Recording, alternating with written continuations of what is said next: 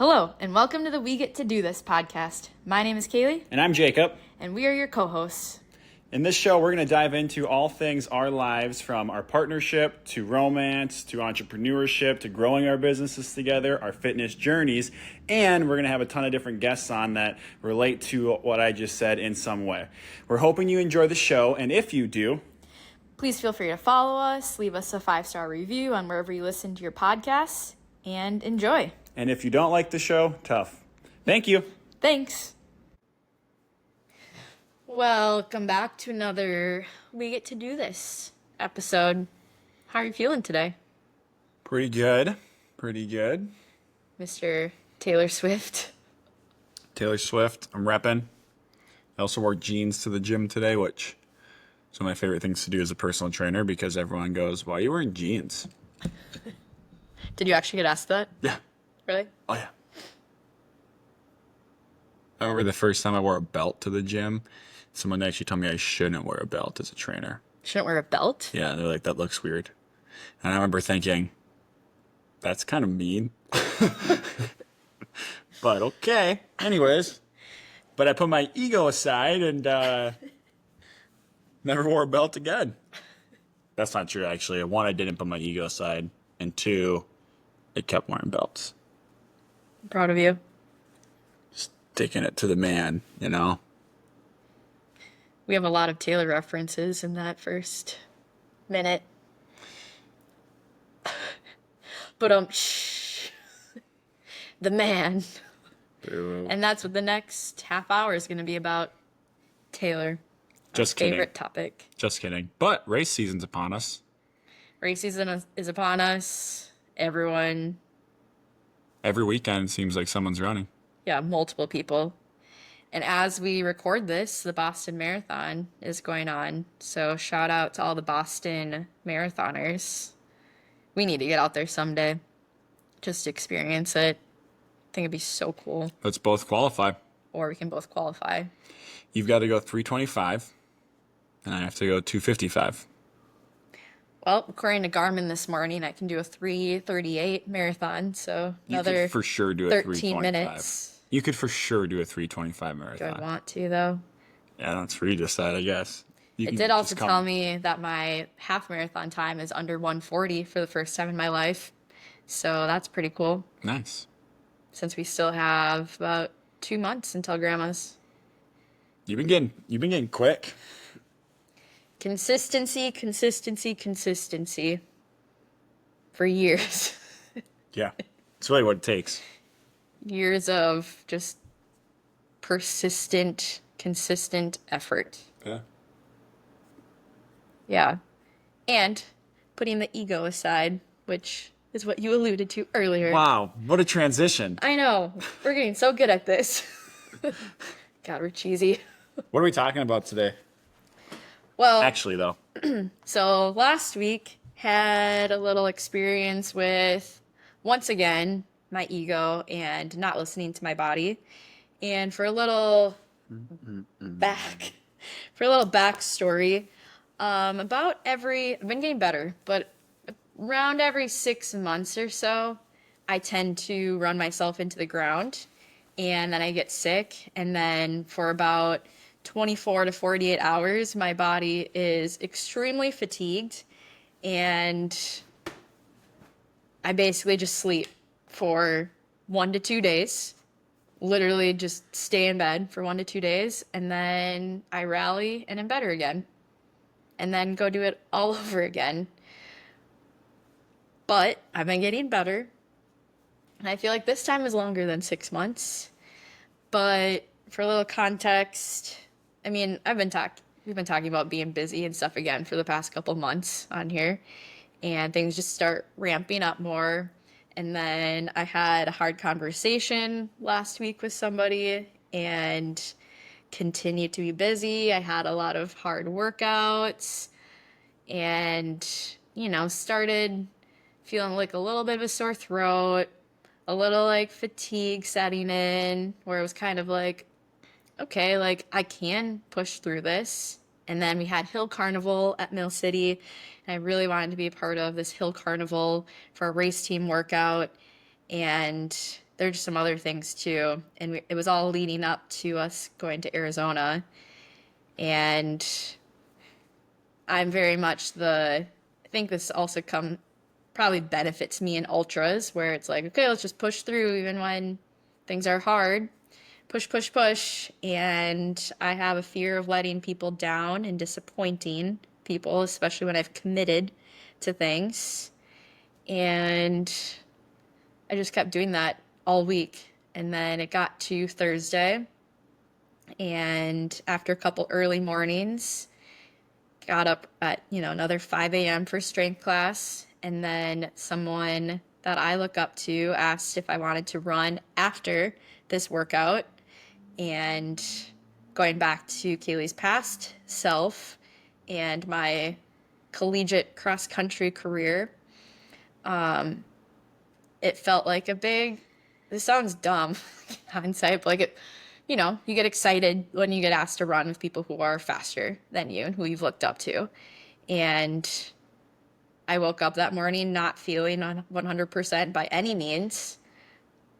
Went to the workout, completed the strength class, did the run, and that was the beginning of the end. Because we were leaving for Arizona after that, and I came home after the run and I napped on the couch for over an hour, hadn't packed yet, and we were leaving in a couple hours, and I was like, I can't move my body right now. Like, I was so fatigued. And it was not just the strength class and the run, it was the accumulation of everything that week. And rallied, got off the couch, packed, went to the airport, did not feel good on the plane. It was one of the worst plane rides of my life. And had all this sinus pressure building up. And I felt really bad for babies who, if their sinuses are plugged and they can't do anything, having their ears pop and stuff. We were supposed to be staying with a friend that night in Arizona. And I was like, I cannot talk to anybody right now. All I want to do is lay on a bed and pass out. And I was like, I can't do this to Jacob. So then we had to get a hotel for the first couple nights. And I literally stayed in bed for 36 hours, probably, just dead to the world and waiting for time to pass and questioning why I continue to do this to myself over and over and seemingly don't learn from it. And then, a day and a half later, woke up and felt better again. And as I was, laying in bed, I was thinking, it was like, this would be a really good podcast episode because I think a lot of us are like this, and we continue to push through injuries. We continue to push through fatigue, through sickness. And if I had just taken a step back and maybe not gone to strength class Tuesday night, if I had not gone to the Wednesday Hill Carnival workout, if I had maybe not gone to Thursday strength class and run, things might have been different. Maybe not, but probably would have been different if I had just taken more time to rest and to listen to my body. And even leading up to that, not being so busy. And yeah, just got me thinking about how important it is to set our egos aside and to listen to our bodies and to not let, this is all just patterns. I feel like our life is just patterns. History continues to repeat itself. And just want to take this time to encourage you all to look at the patterns in your life that continue to happen over and over. Like for me, continuing to get sick every 6 to 12 months. And, I could have avoided that 1 to 2 days of feeling like absolute garbage and just taking a little more time to myself and not had that fear of letting others down and letting my ego take over. So do you think it's more your ego or letting other people down? Both. So, since this is an episode on ego, I guess, what do you mean by that in this situation? What does that look like? Why was your, like, explain to me why your ego was keeping you from slowing down? I mean, even like during strength class, like I want to be able to continue to lift the weights that I normally would and keep up with others and not go down in weight or go down in reps and make it seem like I'm weak, even though nobody cares. I'm sure nobody would have noticed if I would have gone down in weights or if I had like sat out for a set, but it was my ego keeping me there and wanting to attend the class because I didn't want people to be like, "Oh, where's Kaylee?" Even though again, nobody cares. It's at the end of the day, it's me that was keeping myself there. And with the run, I have a hard time. Like this is more of the disappointing others, but like I have a hard time if I've committed to something. I hate backing out and letting people down when I've committed to something. And the ego part of me was like, I want to be able to keep up with this person. And, they took it upon themselves to reach out to me to go for this run. And she didn't care. Like, it would not have affected her in any way, probably if I had been like, I'm not feeling good today. But the ego part of me was like, no, I need to be able to keep up. I need to be able to do this run. I need to show and prove that I can do this. And it landed me in a hotel bed for 2 days with everything.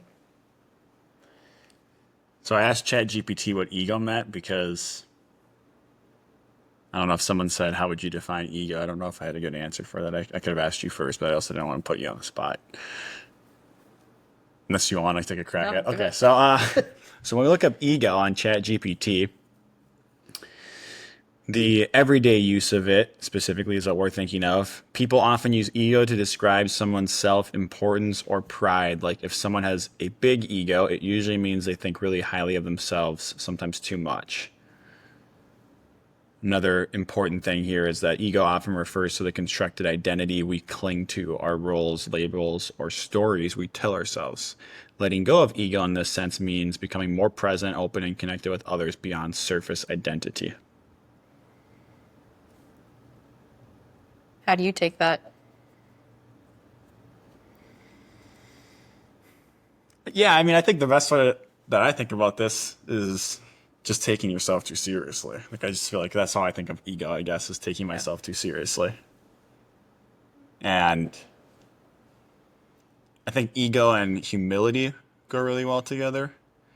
And the idea of always being teachable and not like in a classroom setting necessarily, just in life.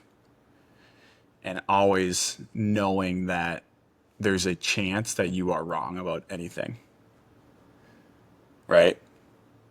That's kind of how I interpret it. So well, like injury wise, if since that's what you were talking about with running and stuff, I think a lot of it comes for me, it comes down to like if I have a current injury, it's knowing that I can put my ego aside, ask others for help for it, take a couple days off, then as opposed to like I can solve it myself. I can run through this. And showing people like, that tough identity, right? And then you worry about like the external factors of things like Strava, Instagram, whatever. If you're not running, then you're not quote unquote being this leader as such that we, want to be in the community and whatnot. So if you're not doing that, then that messes with the ego too, right? Because your identity now is like challenged, right? Well, I dropped to 25 miles that week on Strava when I'd been consistently hitting 30. And I was like, oh, now I'm a failure. And like, again, it's that ego that comes in. Like, you don't want, yeah, like in our field, we are trying to be the leaders and we're We're the people who are supposed to be keeping people healthy. And I feel like we identify with being that version of health, of wellness, of being this runner. And it's hard to set your ego aside and be like, okay, but sometimes I do need to pull back. Or, if something's coming up with my leg, or if I'm not feeling the best, that is also being a leader and showing people it's okay to take a couple days of rest and it's okay to pull back and it's okay to have a week that's a little less mileage. And in the end, that's going to benefit not only myself, but also the community to show that it is okay to do that and that you don't need to just keep pushing. Yeah, and who's actually going and looking either? Right. You know, like who's actually looking at my Strava? Let's be real. And you take Strava out of it 5, 6 years ago. I had all these issues then too. I set them on an Excel document, and if I had to take a day off or something, I would think, oh no, now I'm going to be X amount miles shorter on the week than I was last week. I'm failing. You know.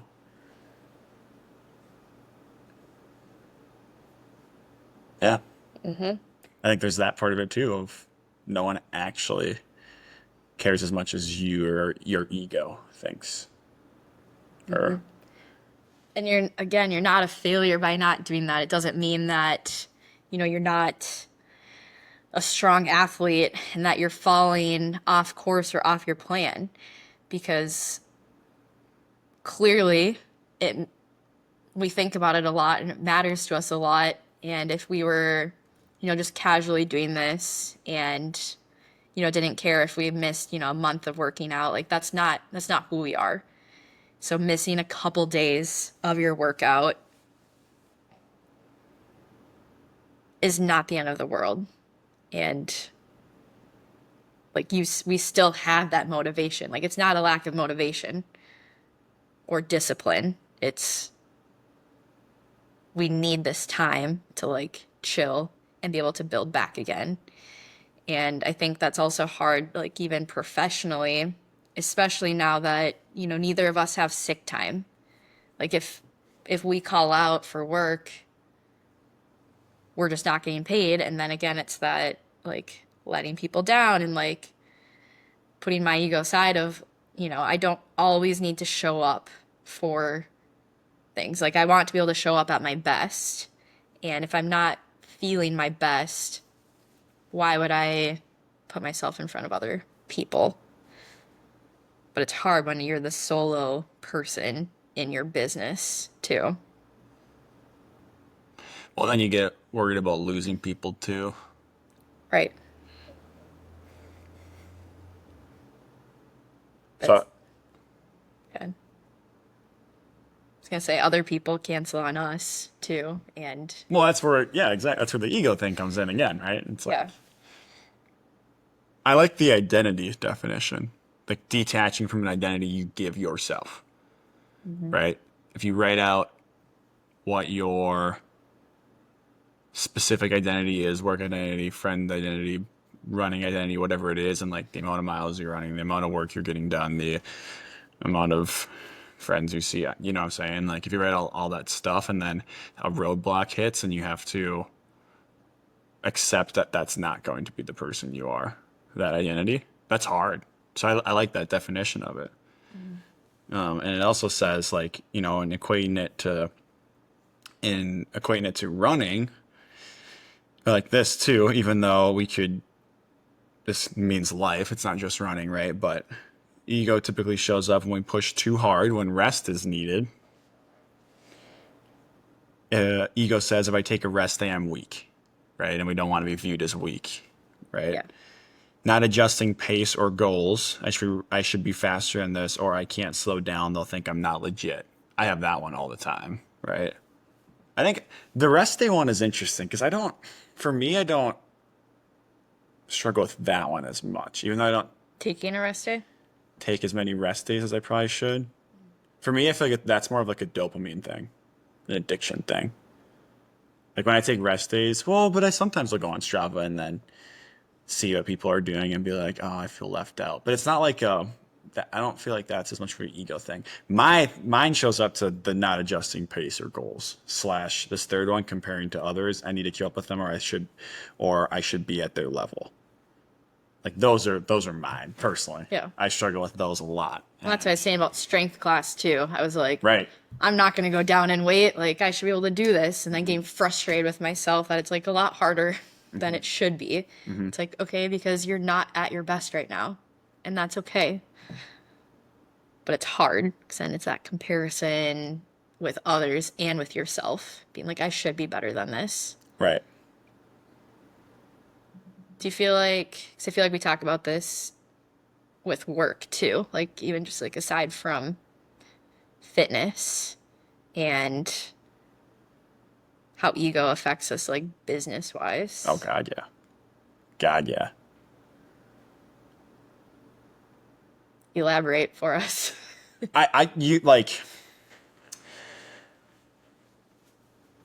So funny enough, I do feel like running is where my ego shows up the most, or maybe in the weight room. Because in business, well, because on one hand, when I think of business and ego, I think it might have been because Todd first told me like 6 years ago that in the fitness industry, he was talking about personal trainers. I'm sure it's like this. I know it's like this in other lines too, but he just talked about how you can never let your ego get the best of you in this industry. And I'm sure other industries are like this, but essentially that he had seen so many personal trainers that, they get good schedules, they get a little smarter, and they think they're just hot shit, essentially. And then something, eventually they crash and burn.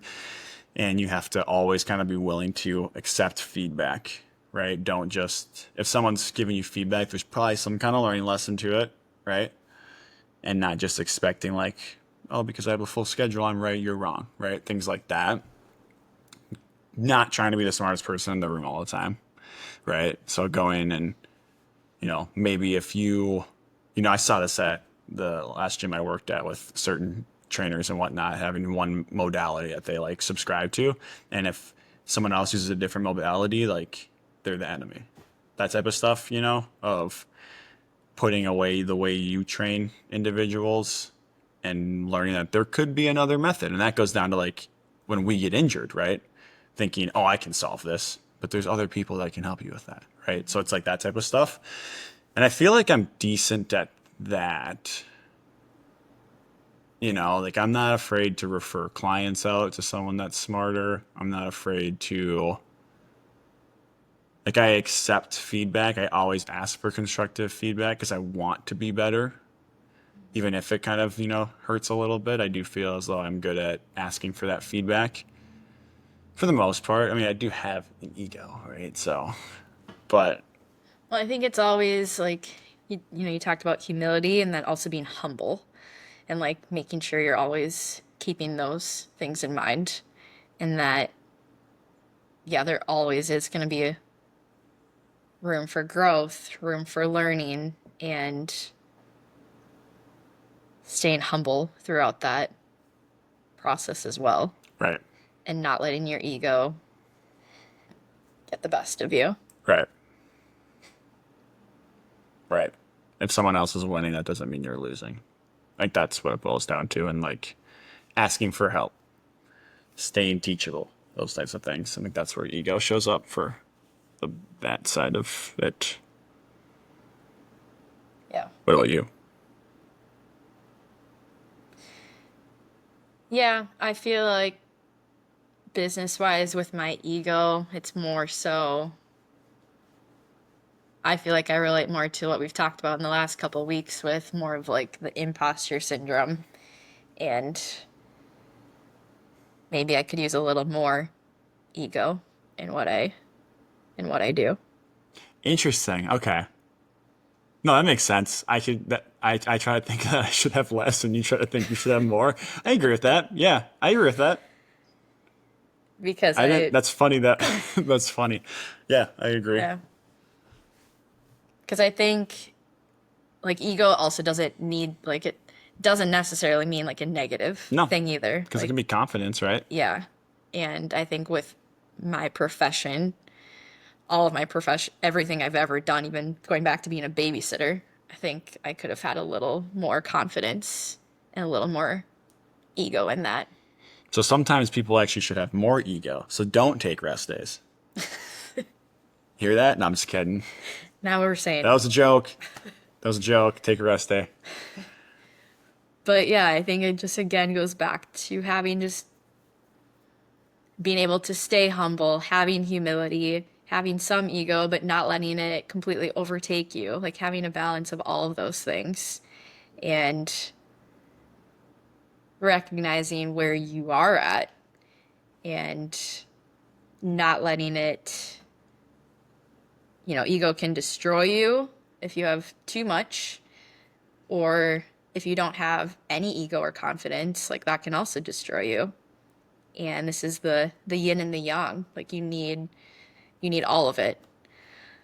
And it's something that I've continued to work on for my whole life too. And will probably always have to work on it and recognizing like, okay, Kaylee, you have worked really hard and you can be successful. You are successful. Look how far you've come. And yeah, I think this just again relates to the last couple of weeks of what we've talked about with like your identity, imposter syndrome, that comparison game, and just doing what's best for you in that moment.